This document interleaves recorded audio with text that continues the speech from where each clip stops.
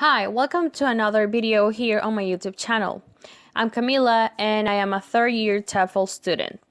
So in this video, I will be explaining the process of second language learning and the theories and perspectives that have been proposed by experts in this area. All the data used in this video is from the 4th edition of the book How Languages Are Learned. So let's start with the video. The behaviorist perspective is the earliest theory that was proposed for explaining first and second language acquisition.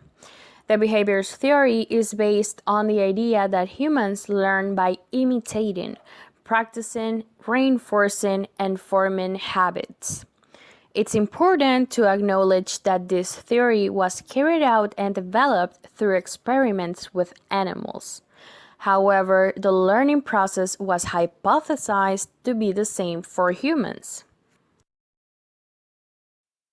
How has the behaviorist perspective been applied in second language learning? Behaviorism made a huge impact on second and foreign language teaching during the 1940s and 1970s in North America. Nelson Brooks and Robert Latta developed audiolingual teaching materials and in teacher training. Mimicry and memorization of dialogues and sentence patterns were the most common activities in second language instruction. By the 1970s, many researchers were convinced that behaviorism was inadequate for explaining second language acquisition. Now let's see what the innatist perspective is about. Chomsky proposed that innate knowledge of the principles of universal grammar allows all children to acquire the language of their environment during a critical period of their development. In other words, children are programmed to acquire language. Some researchers have suggested that universal grammar may be adequate for explaining first language acquisition, but it does not explain second language acquisition, specifically when it comes to older learners who have passed the critical period. In addition, Lydia White and other experts suggest that the nature of universal grammar is altered by the acquisition of first language. Second language learners may need explicit information about what is not grammatical in the second language. Now, let's see how the innatist perspective has been applied in second language learning. The language teaching community was not satisfied with the language teaching methods based on behaviorism, which were memorization and mimicry. Stephen Krashen developed a model called monitor model, which consists of 5 hypotheses. Number 1, the acquisitional learning hypothesis. Krashen suggests that we acquire language as we are exposed to samples of language, similar to the way that children acquire their first language, with no conscious attention to language form or metalinguistic awareness. According to Krashen, far more language is acquired than learned. Number 2, the monitor hypothesis. Second language users make use of what they have acquired when they engage in spontaneous communication. They monitor what they have acquired by making minor changes and polishing rules and patterns. Monitoring occurs only when the speaker or writer has plenty of time, producing correct language is a priority, and has learned the relevant rules. Number 3, the natural order hypothesis, which was based on the finding that second language acquisition unfolds in predictable sequences, similar to the process of first language acquisition. The language rules that are easiest to state are not necessarily the first to be acquired, like adding s to plurals or to the third person singular when using simple present. Number 4, the comprehensible input hypothesis, which suggests that acquisition occurs when there is exposure to the target language. This input has to be comprehensible or previously acquired, and it has to contain language such as words, grammatical forms, or aspects of pronunciation that are unknown or beyond that language level.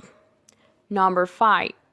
The affective filter hypothesis, which proposes that feelings of anxiety or negative attitudes hinder language acquisition, even if one is exposed to large quantities of comprehensible input. Now let's talk about the cognitive perspective.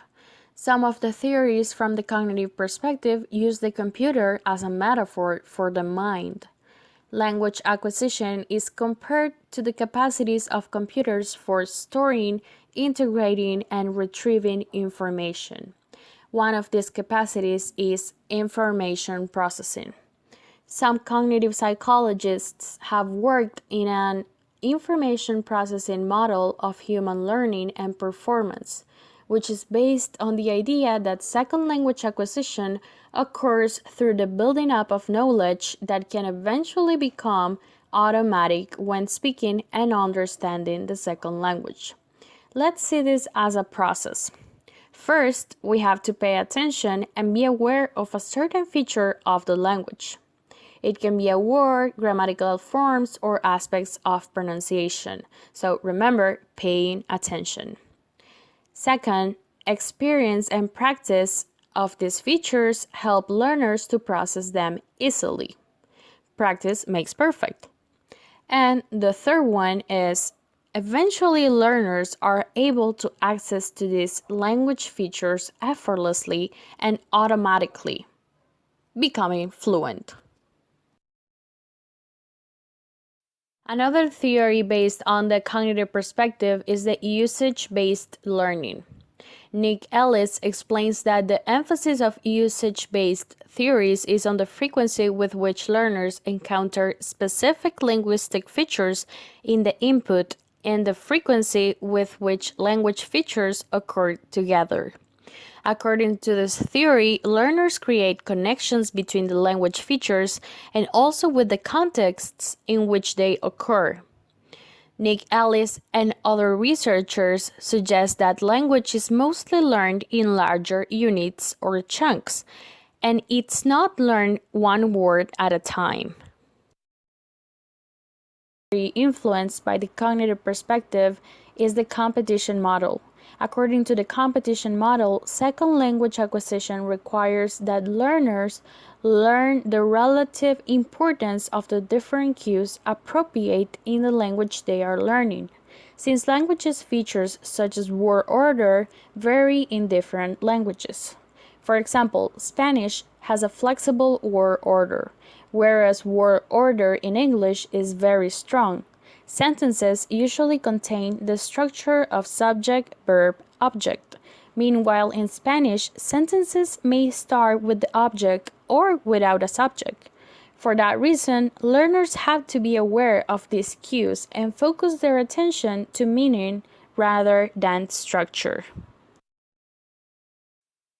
Researchers and neurologists have studied the relationship between language and the brain. For a long time, the assumption was that language functions were located in the left hemisphere of the brain. However, recent brain imaging studies show activation in different locations in both hemispheres of the brain during language processing of first and second languages. The areas of brain activation vary depending on the learner's proficiency and age. For example, older learners' brains activate the same areas in other areas of the brain for processing the first language when using the second language. This is not the case with younger learners who show activation only in the areas for first language processing. Also, research has shown that as second language learners' proficiency increases, the brain activity looks more like that of first language processing. Now let's see how the cognitive perspective has influenced second language applications. The interaction hypothesis. Researchers such as Evelyn Hatch and Michael Long have argued that conversational interaction is an essential condition for second language acquisition. Long agreed with the comprehensible input hypothesis proposed by Stephen Krashen. However, Long emphasized his work on how input could be made comprehensible. According to Long, input is made comprehensible through modified interaction.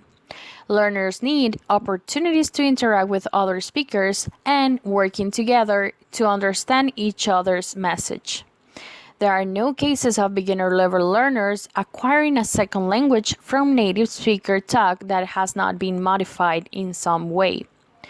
Modified interaction involves linguistic simplification, elaboration, slower speech rate, gesture, or the provision of additional contextual cues. Some examples of conversational modifications are: number 1, comprehension checks. When the native speaker ensures that the learner or less proficient speaker has understood. For example, I made up my mind and I'm gonna tell her. Do you understand? Is it clear? Number 2, clarification requests. When the learner or less proficient speaker didn't understand something and asks for clarification. An example of this case in a conversation would be questions like, "Could you repeat, please?" Number 3, self-repetition or paraphrase. This occurs when the more proficient speaker repeats some parts of the sentence or the entire sentence. For example, she got lost on her way home from school. The sentence can be broken down into 2 separate sentences, like, she was walking home from school, she got lost.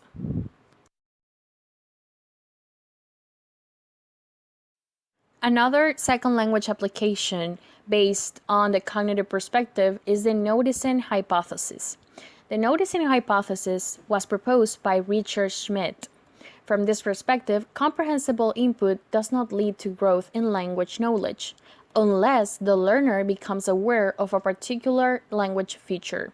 In other words, if you are exposed to the target language, but you are not paying attention to the language features and its meaning, probably you won't grow your knowledge in the language. Input processing has been proposed to be applied in second language instruction. Learners need to pay attention to the language features and analyze their function in the sentence in order to understand the whole meaning of the sentence, especially when it comes to language features such as word order, which vary in some languages. And every word cannot be translated exactly to the first language. If the input is not processed correctly, learners will misinterpret sentences. Another theory influenced by the cognitive perspective is the processability theory. Manfred Pieneman and other researchers developed the processability theory, which consists of the processing and the development of the language features in the language learning process. Some findings from this study were: ease of processing depends on the position of the language features in a sentence.